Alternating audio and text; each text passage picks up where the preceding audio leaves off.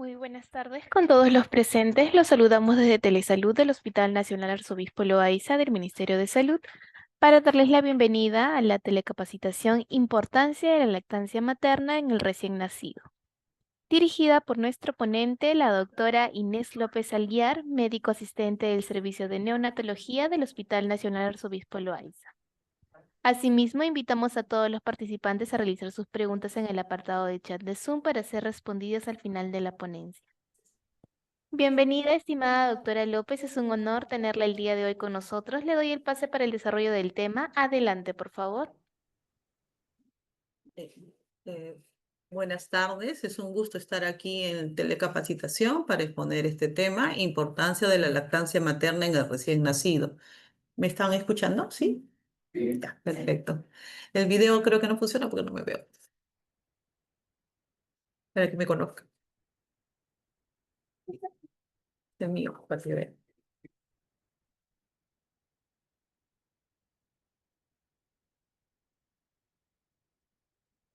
Ya. Bueno, el tema de la lactancia materna en el recién nacido es un tema que de toda la vida me ha apasionado. Me he criado en un entorno amigable para lo que es el amamantamiento y los beneficios de la leche materna. 6 hermanos, 3 por debajo, 2 adelante mío y sobrinos al por mayor. Entonces he visto la lactancia materna y es algo que fluye con naturalidad en el entorno íntimo mío de mi familia y bueno, de la comunidad, ¿no? Mi familia es de la sierra. Entonces, hace unos años realicé una actualización en lactancia materna, que fue el año 2019, y justo revisando el PPT encuentro que no ha habido mucha variación con respecto a porcentajes y estadísticas, ¿no? Es un poco que la tristeza, y creo que mucho tiene que ver estos 3, 4 años que hemos estado con la pandemia del COVID, que ha cambiado muchos perfiles en cuanto a lo que es la gestación, el parto y el amamantamiento. Muy bien, nuestro tema es lactancia, la importancia de la lactancia materna en el recién nacido. Entonces, la lactancia materna es el último eslabón en nuestra historia como especie mamífera para optimizar la salud y supervivencia del binomio madre-lactante. Esto sacado del Lancet 2023, que ha publicado una serie de 3 documentos con respecto a lactancia materna y esta vez se ha enfocado en los sucedáneos de leche, los sucedáneos y las fórmulas, ¿no? En los problemas que están con las fórmulas. El Lancet 2016 también sacó una serie que está en español muy interesante acerca de la importancia de la lactancia materna y cómo vamos a nivel mundial y a nivel de acá de América también. Muy bonito, está en castellano y es bastante digerible toda la presentación. Entonces, tenemos que el infante tiene más probabilidad de sobrevivir, crecer y desarrollar completamente su potencial cuando es alimentado con la leche de su madre y a través de la lactancia o al amamantamiento. Debido a la naturaleza dinámica de este proceso, las interacciones entre la madre, el bebé y el ambiente y los componentes vivos únicos de la leche materna. Aquí hago bastante hincapié que no es solamente leche materna, la leche de la mamá o la leche humana, sino también el proceso de amamantar y el tiempo en que se realiza el primer amamantamiento y el tiempo de amamantamiento o de lactancia.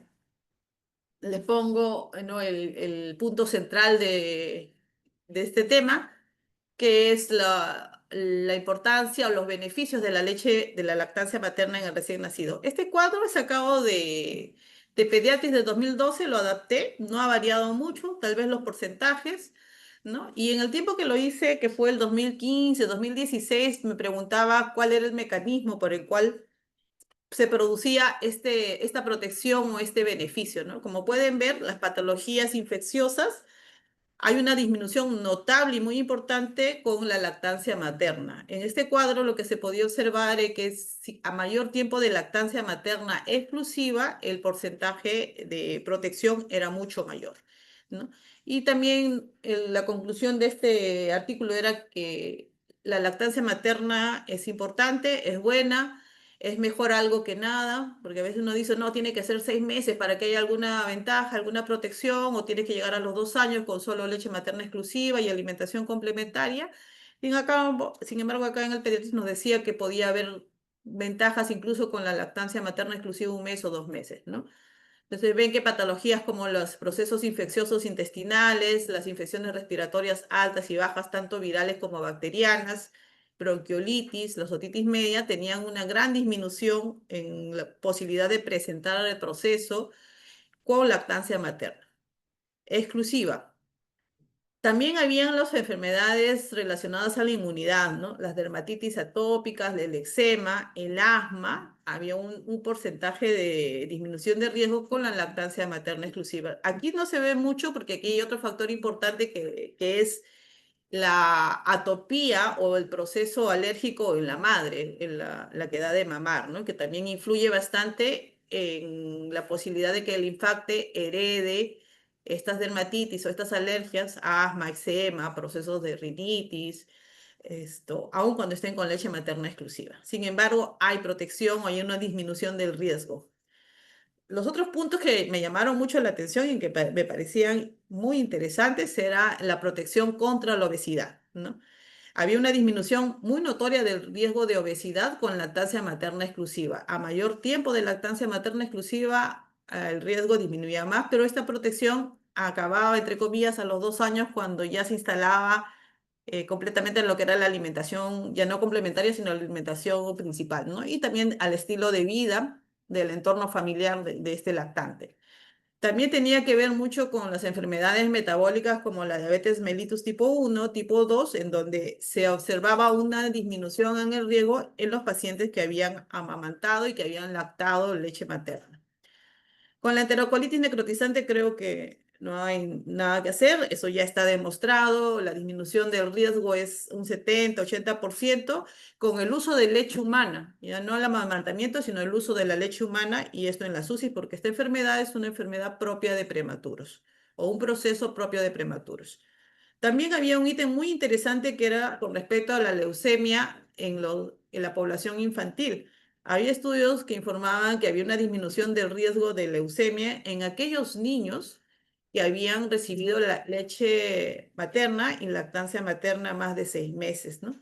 En esta época, pues, había estos informes epidemiológicos donde lo que hacían era estudios de observación, niños con leucemia, y iban hacia atrás que habían recibido predominantemente fórmula, ¿no? O sea, no había una relación establecida, solamente se observaba una observación de que había una disminución de leucemia en aquellos niños o en todo caso, que aquellos niños con leucemia habían recibido predominantemente fórmula. Sin embargo, ya hay estudios que sí demuestran que hay una alteración y eso tiene que ver con puntos que vamos a comentar más adelante. Muy bien, estos son los beneficios, este es de repente el punto central de la exposición, pero ¿cómo se dan estos beneficios, no? Como le estoy haciendo hincapié, los beneficios están asociados a la leche materna de la mamá para el bebé, exclusiva, específica, única, a la lactancia, en este caso le estoy dando el término de amamantamiento, de repente para diferenciarlo de lo que es la leche como tal, como producto, y al tiempo de la lactancia. Son tres puntos que tienen que interrelacionarse entre sí y que de repente el inicio tardío del amamantamiento, ojo, el amamantamiento, el hecho de no recibir leche materna inicialmente, darle fórmula por un motivo u otro, puede alterar estos beneficios, ¿no? Y explicar por qué, a pesar de que hay niños que toman, entre comillas, leche materna exclusiva, presentan más problemas que otros, ¿no? Porque está asociado también al tiempo en que se inicia la lactancia y al tiempo que dura el amamantamiento a través de los meses, básicamente de los meses. Muy bien. La lactancia materna o el amamantamiento es la forma óptima de proporcionar los nutrientes necesarios para el desarrollo de los recién nacidos y para fortalecer su sistema inmunitario. Este sistema inmunitario va a madurar y va a aprender a combatir infecciones, establecer una tolerancia adecuada al entorno y a la microbiota en desarrollo. ¿Por qué interactúa con el sistema inmune y la microbiota de la madre? Ahora, cuando hay la lactancia, el amamantamiento, que debería presentarse desde el momento que nace, en la primera hora de vida, la hora de oro que llamamos, lo que vamos a encontrar es que las ventajas del amamantamiento va a ser el imprinting, madre-hijo, ¿no? Es lo que se da el apego. La madre reconoce al bebé en la primera mirada como hijo suyo y el recién nacido reconoce a su madre como tal por el olor y por la mirada. Entonces es un imprinting neurológico. Hoy hablan de las células, las neuronas espejo, ¿no? Que se interconectan y esto genera que la madre sienta que es la madre de este bebé y que se active todo el proceso neurobiológico de protección de madre al bebé, ¿no? Entonces el apego ideal es en la primera hora de vida, debería empezarse en la primera hora de vida y continuarse 24/7. ¿Por qué? Por este imprinting que hay y que va a mejorar la producción de la leche de la mamá, va a disminuir el estrés tanto en la madre como en el bebé. Como mejoras o como ventajas de este amamantamiento, como tal, solo el amamantamiento, ¿ah? Está que han observado que hay mejora en las habilidades cognitivas del lactante a largo plazo. El amamantamiento regula el apetito y la saciedad, ¿eh? Que no se puede hacer cuando le dan al bebé con cucharita, con vaso, con biberón. Ahí se altera esta regulación. Y también se ve que el amamantamiento puede proteger a la madre del cáncer de mama y de la diabetes mellitus tipo 2, ¿no? Y esto se debe a la transferencia de microARN que de un ratito vamos a hablar. También a través del amamantamiento podemos ver transferencia de inmunidad celular pasiva, ¿no? Y les he puesto un cuadrito que me pareció muy interesante y esto se da a través del amamantamiento. Ahora hablamos de la leche humana. La leche humana es un sistema biológico, es un fluido vivo y dinámico y cambiante que va de acuerdo a las necesidades del lactante, ¿no? Si ustedes leen solo leche humana, van a ver que los componentes van variando de acuerdo a las horas del día e incluso se adaptan a las necesidades del bebé si este está enfermito o si requiere algún componente específico. Incluso en niños que tienen procesos infecciosos hay un incremento en los bioactivos y en la inmunidad celular que puede transmitir la mamá, ¿no? Es decir, se adapta a las necesidades del bebé. Aquí podemos ver que la leche humana, el cuadro me pareció muy interesante y bastante didáctico. La leche humana, ¿cómo se conforma? Tiene que ver con factores de la mamá, eso también es algo que ya está saliendo. La composición de la leche humana está afectado por la dieta de la madre, por la salud, y ahí tiene que ver tres enfermedades o tres procesos que son muy importantes. La obesidad, la diabetes y enfermedades metabólicas como el hipotiroidismo pueden alterar la calidad de la leche humana, ¿no? También hay un componente genético, el componente ambiental de contaminación.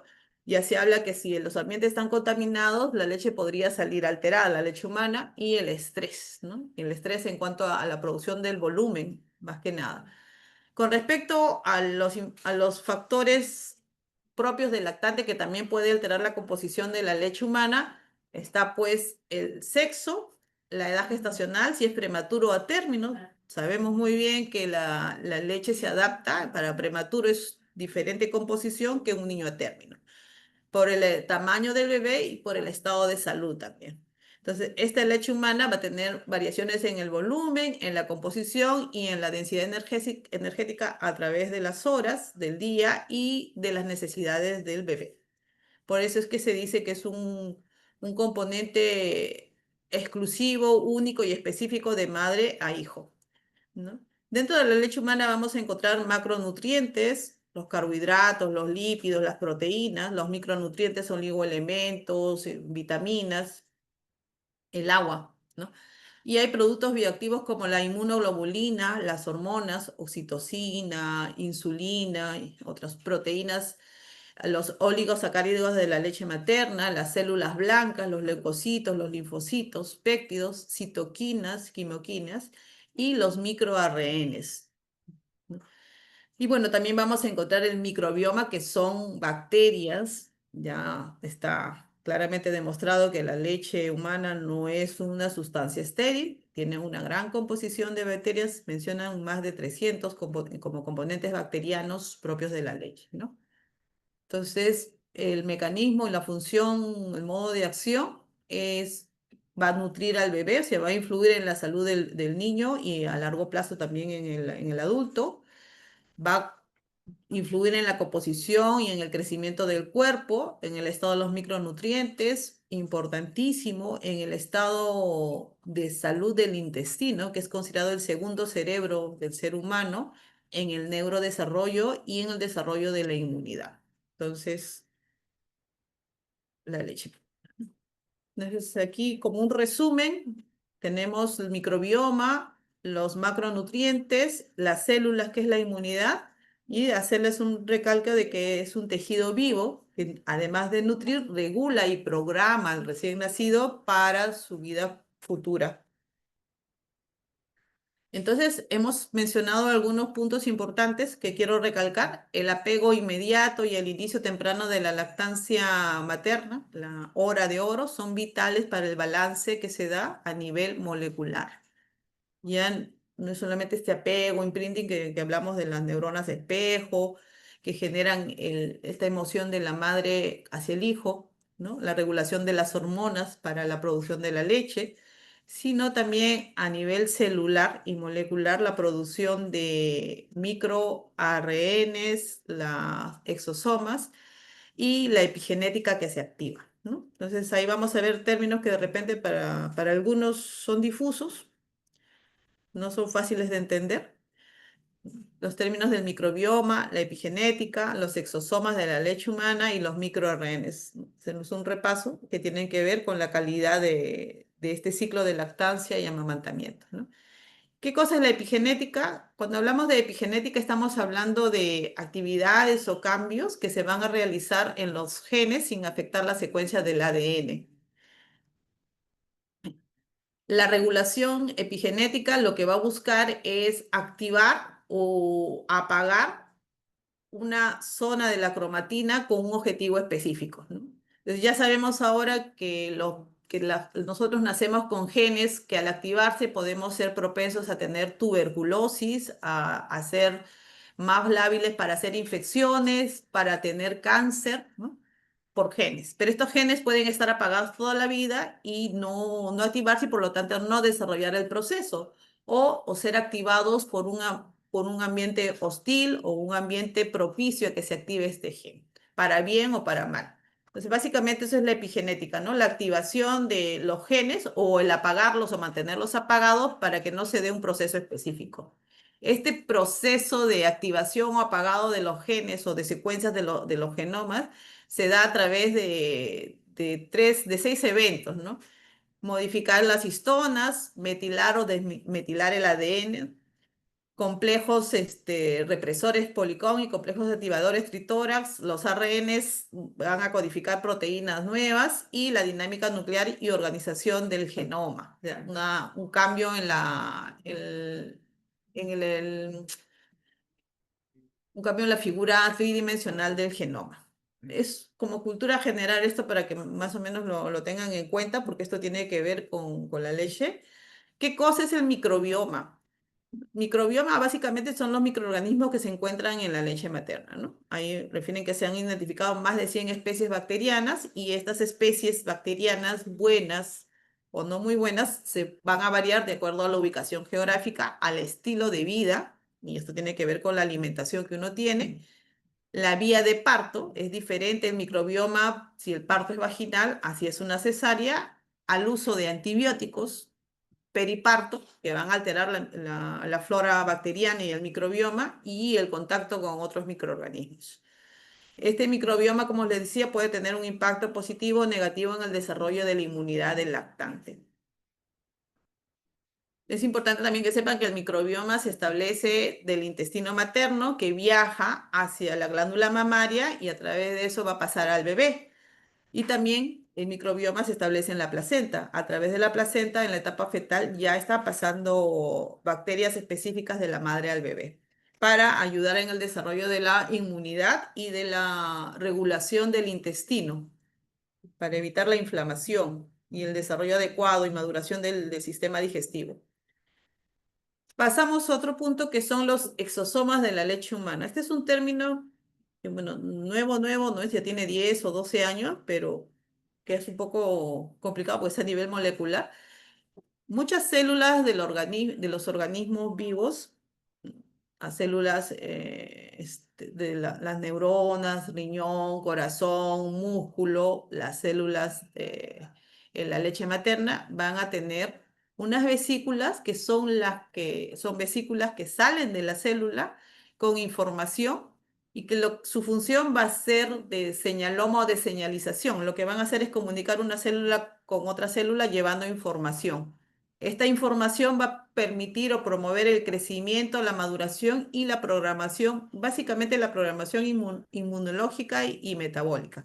En este caso estamos hablando de exosomas de la leche humana, porque también se han encontrado estos exosomas en las células cancerígenas y en células, como les decía, del corazón, en células del cerebro, no, del cerebro, no, de célula del corazón, en riñón, en diferentes sistemas. Ahí tenemos una representación gráfica y una foto de microscopio electrónico, ¿no? Esto, si no me equivoco, era un miocito. Lo que estamos viendo son los exosomas, lo que se puede ver, lo que está señalado con las flechas.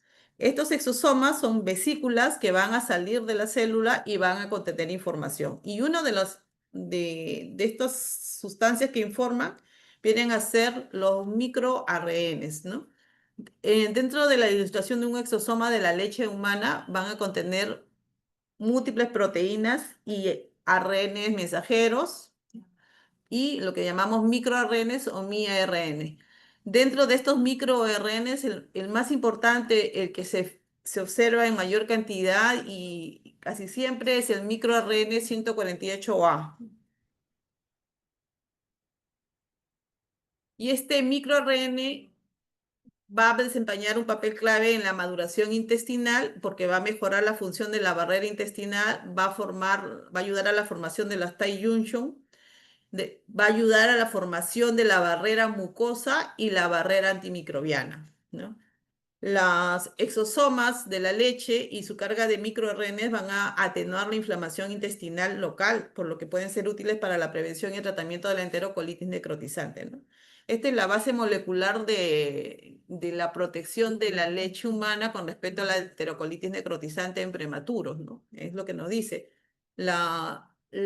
Los microRNs que existen en la leche humana van a disminuir la inflamación y van a proteger el intestino del prematuro de la enterocolitis necrotizante. Ahora, ¿por qué no es al 100%? Porque la leche humana que se le da a estos prematuros generalmente es leche extraída, ¿no? Y procesada, pasteurizada, sometida a calor.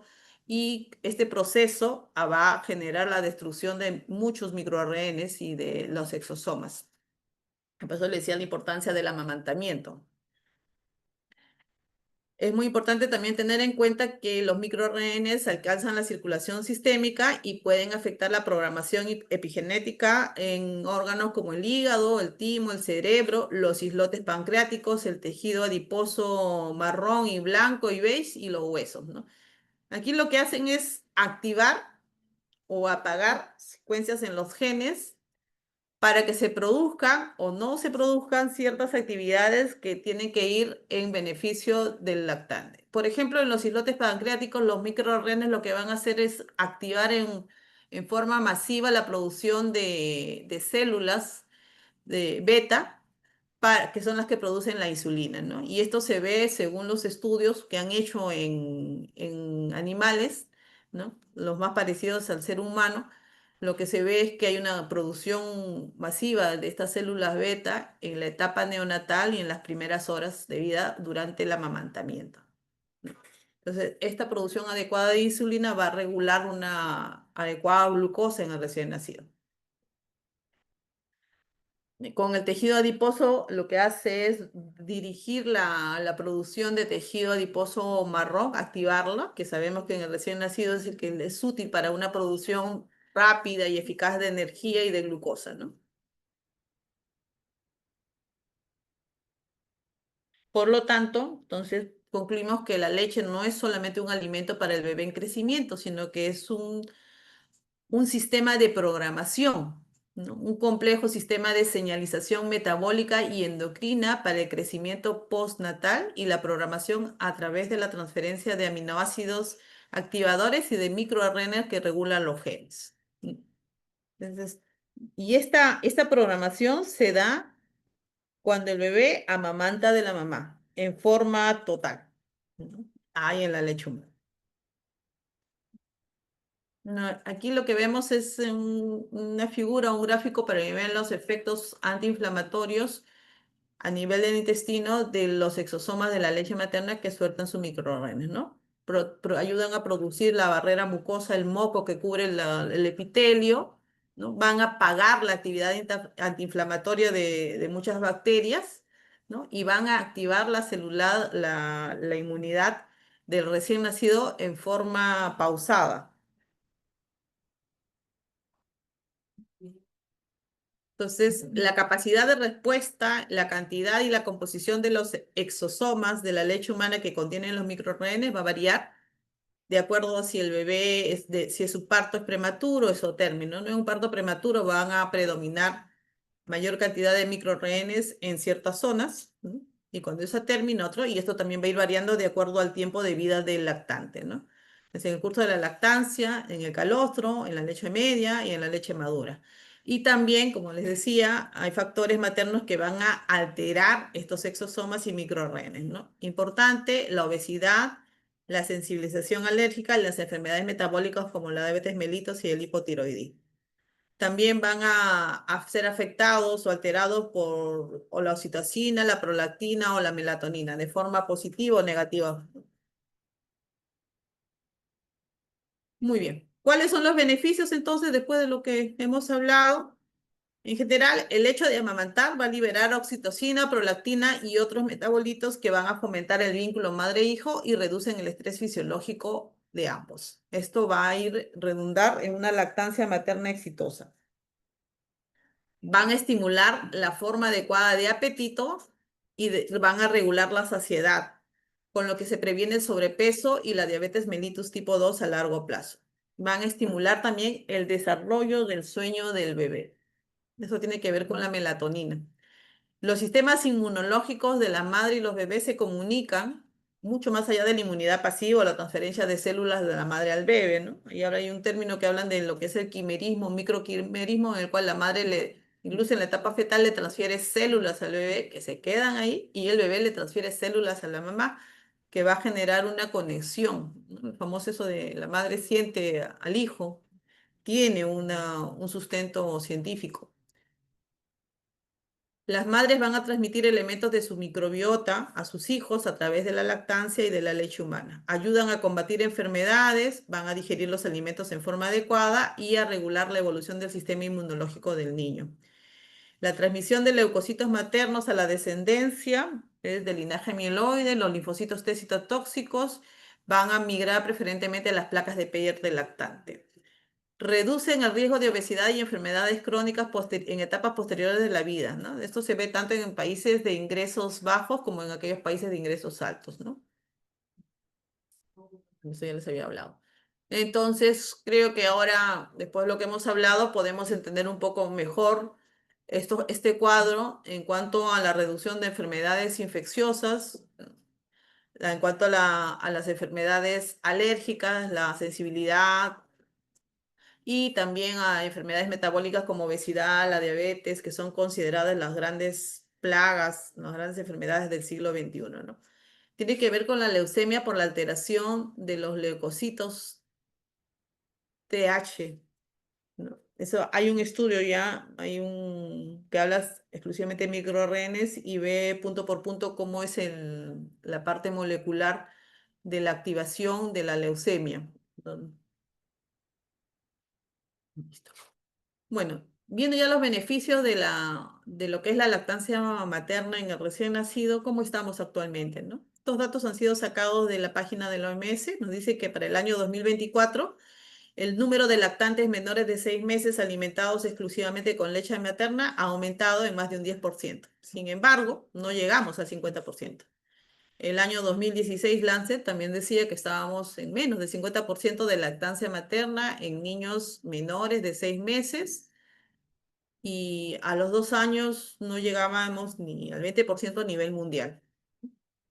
Ahora, la meta de la Organización Mundial de Salud es llegar por lo menos al 50% para este año, pero no hemos llegado.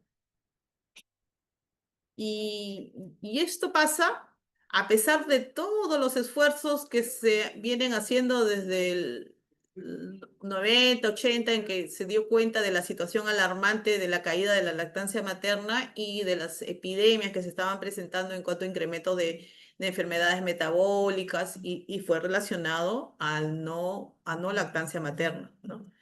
Esto se ha sido sacado de la Organización Mundial de la Salud del año 2025, el informe de cómo vamos en cuanto a lactancia materna en los primeros 6 meses de vida.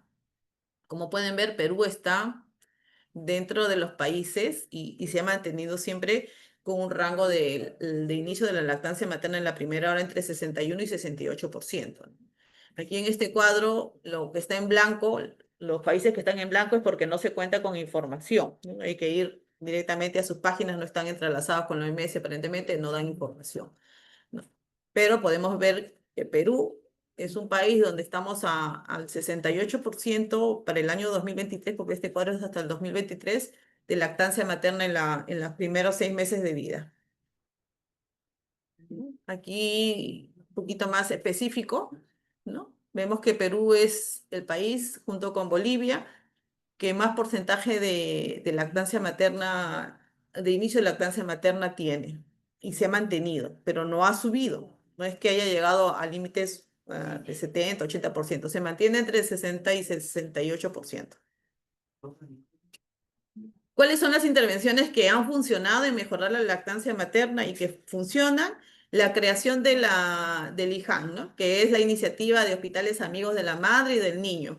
Lo que se ha observado es un incremento de la lactancia materna en casi un 49% y de cualquier tipo de lactancia del 66% en aquellos hospitales y establecimientos de salud previo a ser incorporados como Hospital Amigos de la Madre y del Niño y después, ¿no? Y esto tiene que ver con la preparación que se realiza, porque para ser Hospital Amigo de la Madre y del Niño hay que cumplir una serie de criterios, ¿no?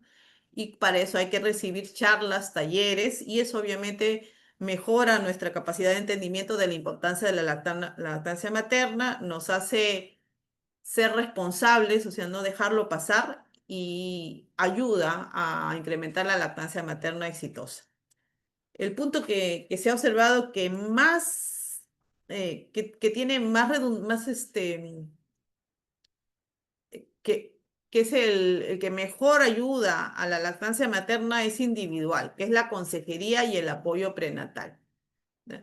Es decir, la madre y el entorno familiar deciden la lactancia materna no en el momento del parto, no al noveno mes, no, usualmente en los primeros meses de embarazo. Entonces ahí creo que es crítico la atención prenatal, ¿no?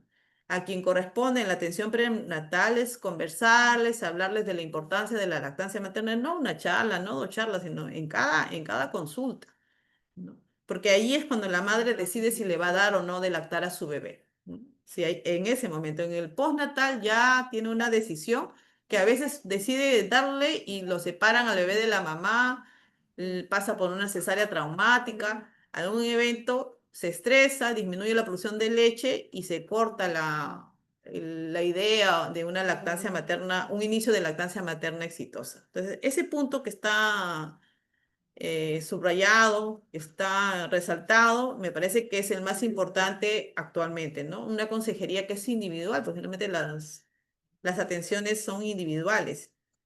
Y también es muy importante tener en cuenta que el entorno familiar influye mucho en la decisión de la madre, ¿no? Si vive en un entorno familiar amigable a la lactancia materna, donde ve que la hermana, la mamá, la prima, la tía dan de lactar como algo natural, lo más probable es que no haya ningún problema.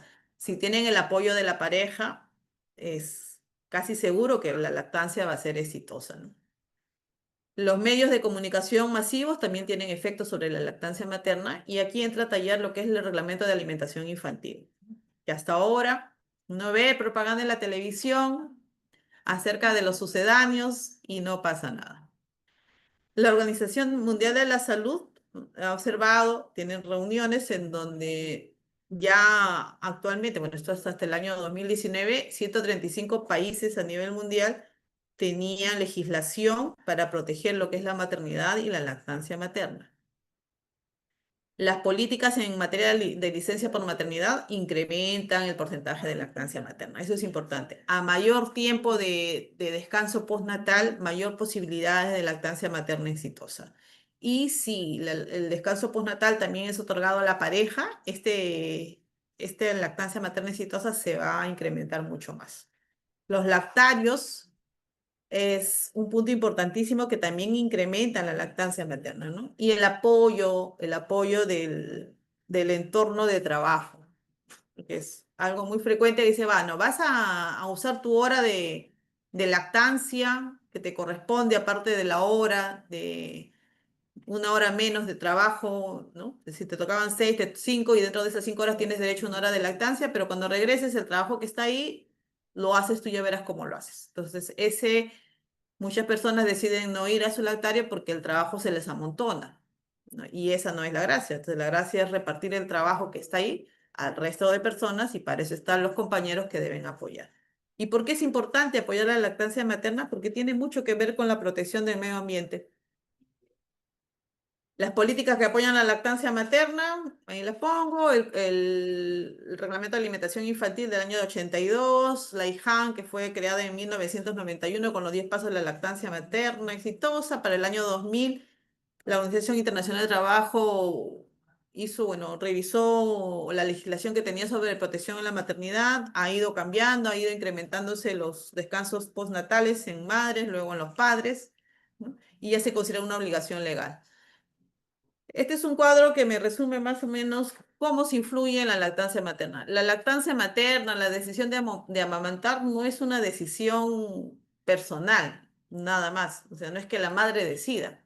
Tiene que ver mucho con el entorno íntimo, que es la pareja, la familia nuclear, la comunidad, trabajo y el ambiente donde vive. Entonces, también tiene que ver pues con el tipo de madre que es ella como tal, ¿no?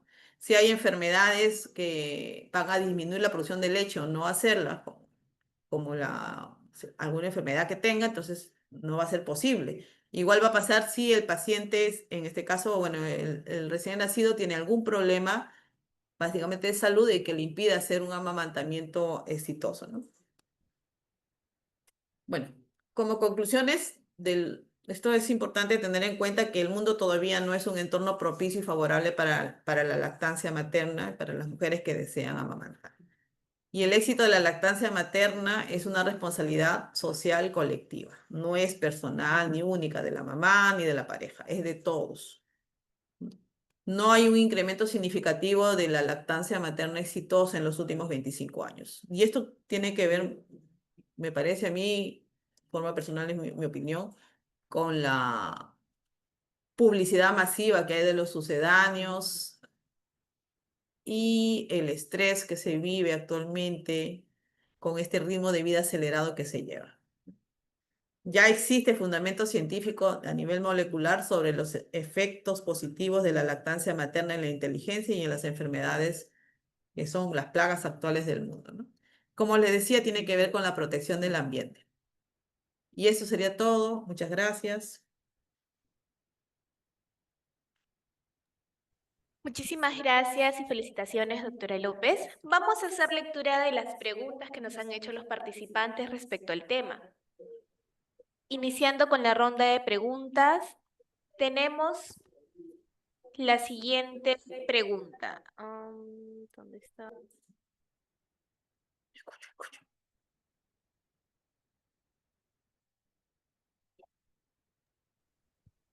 ¿Qué consideraciones específicas, biomecánicas y nutricionales hay que optimizar en la lactancia en caso de gemelos o trillizos, especialmente cuando los pesos de nacimiento son diferentes de manera significativa?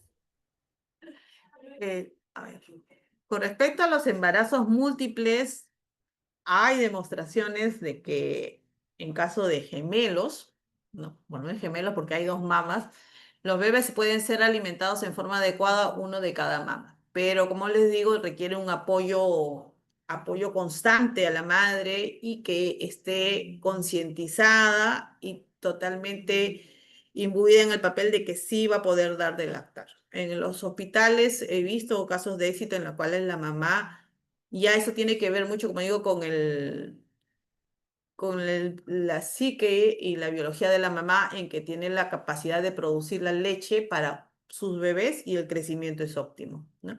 Pero ahí básicamente es el apoyo que se le da desde el momento que nacen los bebés, ¿no? Y lo ideal es hacer, como les decía, el apego inmediato, gemelos, uno de cada lado, si las condiciones maternas y de recién nacido lo permiten, ¿no? Y hacer un alojamiento conjunto 24/7, debe tener el apoyo de una persona 24/7, ¿no? Generalmente los partos de gemelos son cesáreas, es un poco frecuente que sean partos vaginales y ver pues si alguno de los gemelos tiene menos peso, menos capacidad de succión de glución, apoyar en ese aspecto. Pero necesita un apoyo constante, es 24/7, ¿no? Permitir, por ejemplo, que se quede un acompañante con la mamá 24/7 en un hospital sería lo ideal. Con respecto a la alimentación de la mamá, el organismo genera la leche que los bebitos requieren y eso tiene que ver con la succión directa, ¿no? Con las necesidades específicas de cada bebé. Entonces, ahí nos decían que la mamá debería consumir un promedio de 400 a 600 calorías más cuando esté en etapa de lactancia. Ahora, con trillizos, lo veo bastante más complicado, ¿no? El hecho de dar lactancia materna, porque la naturaleza en algún momento nos dio pezones que van desde la axila hasta la ingle, pero al ser, al evolucionar como especie, solamente quedaron dos mamas. Entonces, los embarazos múltiples rara vez son naturales, ¿no? Generalmente son por fertilización asistida. Muchísimas gracias, doctora. La siguiente pregunta es, en neonatos con ictericia, hipoglicemia o malformaciones orales como el paladar hendido, ¿qué adaptaciones de la técnica de lactancia se recomiendan? Bueno, el tema no es técnicas de lactancia, ¿no? Pero no voy a responder la técnica realmente, porque no la tengo acá. Pero sí es recomendable, si pacientes con malformaciones, supongo que estás preguntando por paladar hendido o fisura labial, pueden hacer la lactancia directa, la posición más frecuente es la de caballito, ¿no? Si no hay un buen cierre, pues dependiendo también del tipo de malformación, si no hay un buen cierre o el bebé no puede abrir la boca o el pezón es muy grande para esa boca malformada de bebé, pues la leche va a tener que ser extraída, ¿no? Pero aún ahí se recomienda lo que es el apego, que es el contacto piel con piel, el contacto de la madre con su bebé para que se pueda producir la leche. Después estamos hablando de ictericia. Con la ictericia es un evento que aun cuando los libros te den los libros y los artículos te den porcentajes, yo observo que ictericia se produce en el 100% de los recién nacidos, ¿no? Es un mecanismo de protección del organismo porque al final las bilirrubinas son sustancias barrenderos de free radicals, ¿no? Son sustancias que cogen sustancias tóxicas, contaminantes para el cuerpo y los sacan. Entonces, la ictericia, 100% de los recién nacidos, en el 80-90% debe ser ictericia fisiológica, que va a ir cediendo, desapareciendo con el tiempo, y aquellas ictericias que se convierten en problemas o en patológicas, que suben demasiado, para el tiempo de vida que tiene el bebé está relacionado con mala técnica de lactancia, pero también con la producción inadecuada de la leche. Y eso, a eso iba cuando les mencionaba bastante que hay problemas de salud de la madre que pueden incidir en una producción adecuada de la leche. La obesidad, la diabetes mellitus, ¿no? Y las enfermedades como el hipotiroidismo son problemas que ya se están viendo que inciden en una producción inadecuada de leche. Ahora, ustedes vean en su entorno qué cantidad de mamitas llegan con obesidad. El IMC mayor de 30, 35, 40, obesidades mórbidas. Entonces, es bien alto que en los países son Perú, ahí donde vemos, incluso hay cuadros que durante el embarazo tú puedes usar para ver si esa persona está con obesidad o no, incluso embarazada, ¿no? Porque de repente no lo tienes el peso previo al embarazo, pero hay cuadros. ¿No? Las licenciadas de obstetricia deben manejar esos cuadros, los ginecólogos también.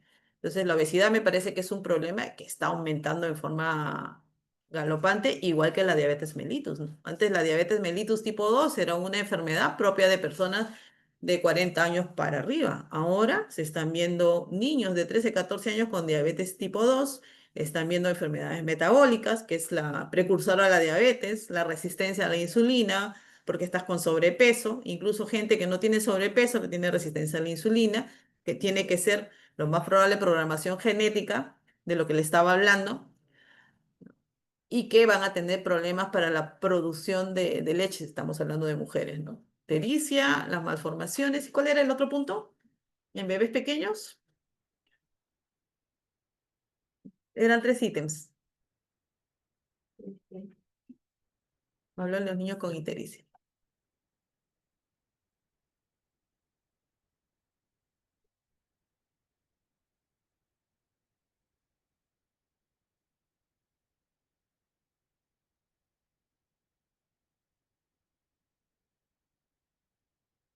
Preguntó acerca de la ictericia, las malformaciones orales y había otro punto más, otro Y ítem la más. hipoglicemia. Ya. La hipoglicemia es un punto que a veces muy interesante.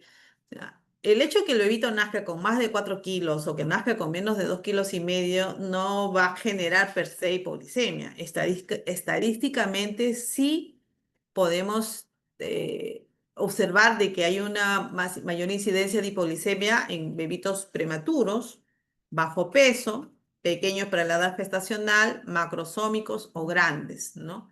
Pero los casos se individualizan. No es que a todo bebito que tiene estas características le voy a dar fórmula. Yo tengo que evaluar riesgo-beneficio. Estamos hablando de cuáles son los beneficios de la leche humana y de la lactancia. Cuando uno le da fórmula al bebé, aparte de activar la forma inadecuada del sistema inmune y de pasarle microbioma que no le corresponde, le va a generar falta de confianza en la mamá, uno.